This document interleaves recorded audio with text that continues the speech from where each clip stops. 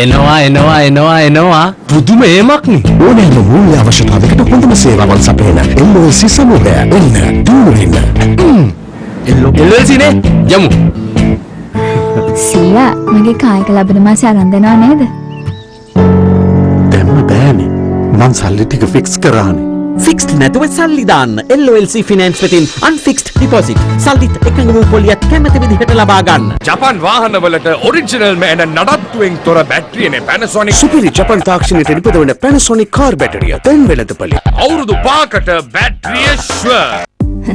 ඔය ගේ හැදුවෙත් එයාගේම ධෛර්යයෙන් තමයි. LB ඉඩම් නිවාස ශනික ණය සේවා. LB ෆිනෑන්ස් වෙතින්. Poti pandan and ape sohoyuran chata piliyaran mahamera page mehevarakin oba sanasanawa obe sihina pokuru sada karanawa සිහින සැබෑ කරමින් මහමෙරක් වන් මෙහෙවරක් කළ CDB 20 වසරක අද්විතීය සේවය අනාගතය දක්වාද විහිදෙයි. CDB ඔබේ හිතවතා.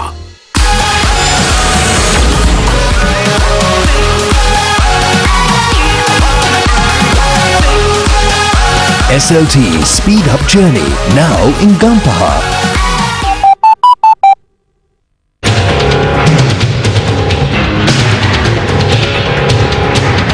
අම්පාර දිස්ත්‍රික්කයේ ආශ්‍රිතව අද වන විට පැන නැගී තිබෙන වීඅලවි අර්බුදයේ සැලකූ විට පෙනියන්නේ වීඅලවි මණ්ඩලයේ ආයතනයක් ලෙස ආපස්සට ගමන් කර ඇති බවකුයි.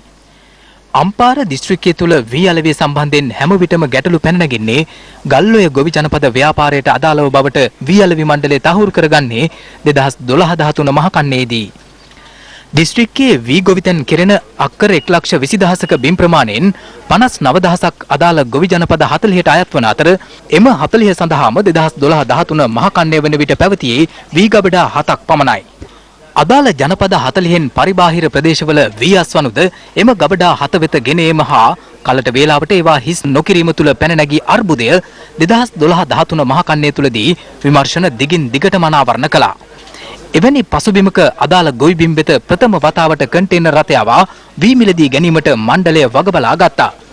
2013 යලකන්නේදී වීඅලවිය සම්බන්ධයෙන් ගැටලු පැන නොනැගුණේ කලට වේලාවට ගබඩා හිස් කර තිබූ බැවිනුයි. එපමණක් නොව 2013 දැයට කිරුළට සමගාමීව ගල්ඔය ගොවි ජනපද 40 ආවරණය වන පරිදි අලුතින් ගබඩා දෙකක්ද ඉදි කෙරුණා. අනතුරුව එළඹි කන්න දෙකේදීම එම අලුත් ගබඩා දෙක පරිහරණයට ගැනීමේ අවශ්‍යතාවයක් හෝ ඇති නොවූයේ වීඅලවි මණ්ඩලය කලට වේලාවට පැරණි ගබඩා 7 හිස් කර තැබූ බැවිනුයි. අලුත් ආණ්ඩුව යටතේ ප්‍රථම වරට ඉක්ුත් මහ කන්නේදී ගල්ඔය ව්‍යාපාරයේ වී අස්වනු ගැටලුවකින් තොරව මිලදී ගැනීමට හැකි වූයේද පැරණි ගබඩා 7හි ඉඩ තිබූ බැවිනුයි. කෙසේ වෙතත් එවර ප්‍රථම වරට දැයට කිරුළ යටතේ ඉදි වූ ගබඩා දෙකද භාවිතයට ගැනුණා. ගොවි සංවිධාන නියෝජිතයින් හරහා ගබඩා කරා වී තොග රැගෙනීමට පියවර ගැනීම පසුගිය මහ කන්නේදී වීඅලවි මණ්ඩලයේගත් ඵලදායී පියවරක්. එහෙත් එම කාර්යයට දායක වූ ගොවි සංවිධාන නියෝජිතයින්ට ඉකුත් ජුනි මාස 29 වෙනිදා මෙවැනි ක්‍රියාමාර්ගයක නිරත වන්නට සිදු වුණා. මෙම ගොවි සංවිධාන නියෝජිතයින්ට රුපියල් කෝටියකට අධික මුදලක් ගෙවීම පැහැර ඇති වීඅලවි මණ්ඩලය එමින් සිය ගුණයක මුදලක් මෙවර පෞද්ගලික වී මෝල් 542ක් වෙත ණයට දී තිබෙන්නේ ඔවුන් මීට පෙර රජයට ගෙවිය යුතු හිඟ ණයද නොතකයි. අම්පාර දිස්ත්‍රික්කයේ තුල වීඅලවි මණ්ඩලය අද වන විට කර කියාගත නොහැකි තත්වයකට පත්ව සිටියදී මණ්ඩලයෙන් ණයට මුදල්ගත් අදාළ මෝල්කරුවන් හොරගල් අහුලමින් සිටීම පිළිබඳ තොරතුරු හෙට.